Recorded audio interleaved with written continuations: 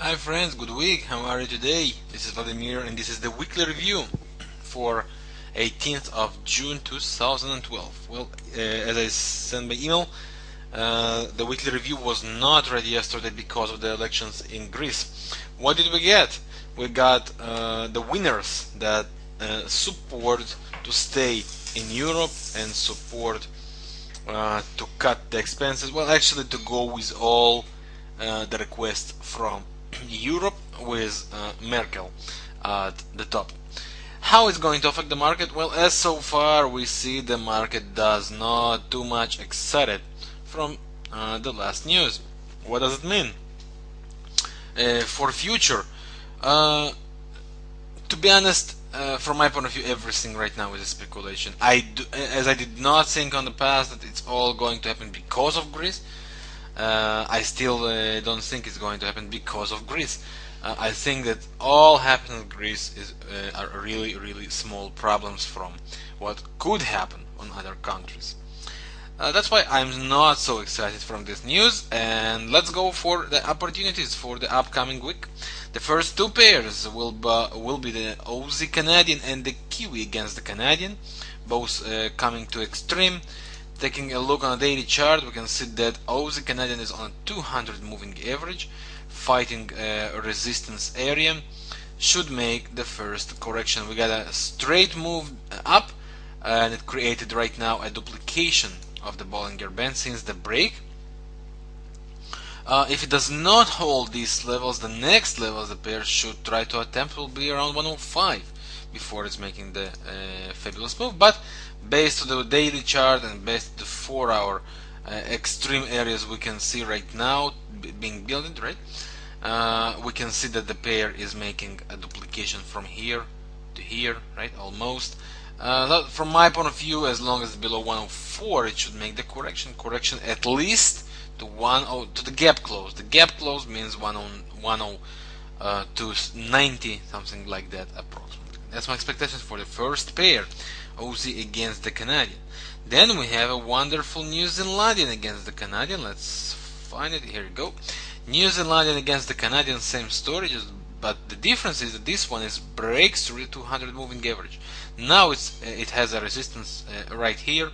It has a little bit higher, and a 4-hour chart has a wonderful extreme situation already, which means that most likely the pair is going to make a correction to the trend line, the long trend line, which means we have a wonderful opportunities to look for sells. So New Zealand and Canadian is the second pair to make a trader. Then we have the pound against the New Zealandian, which, remember this one? Like several weeks ago we discussed how this up move is going to cover all the way down. How deep is going to be? Well, we can see that the continuing divergence on the daily started to build itself. The pair sits on the 200 moving average of the daily. The pair also has a trend line. Yes, it could break through, it can even go and test the support, maybe even the next support area, right? But we are coming to the edge. We can see the continuing divergence, we can see the overbought and the oversold, sorry, and the 4-hour chart. We can see long divergence build itself. Aggressive entries could start right now with additional parts on the next support. Conservative entry should be with the break of this trend line. How to confirm this trend line? By a break of this line, the resistance line of the RSI. A break above that, together with the break above the trend line, should open the doors for the pairs to move forward. 202 should be somewhere in between 203 should be the target for this wonderful pair. Let's continue. What else do we have here? We have a wonderful, interesting euro dollar, which is going to retest this trend line, and that's the exam, that's the test for the euro dollar.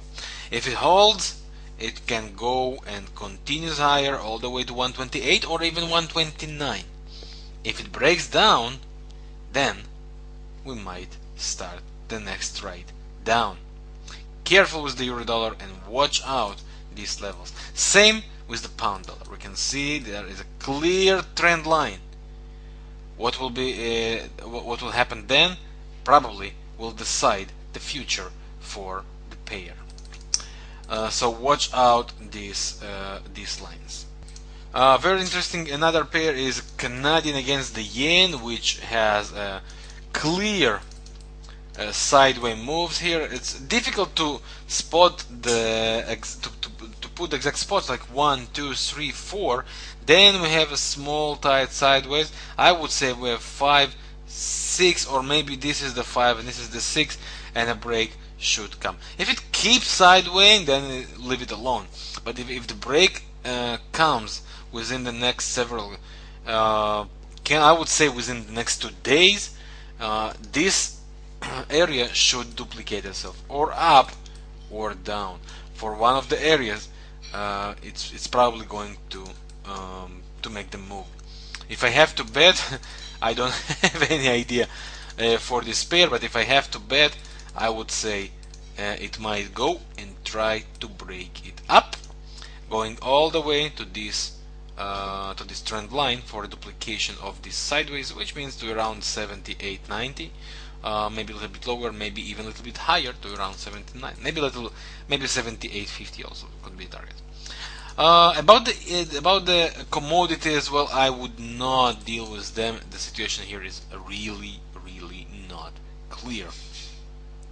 I prefer to skip this one. Same, of course, with the oil, which is zigzagging around.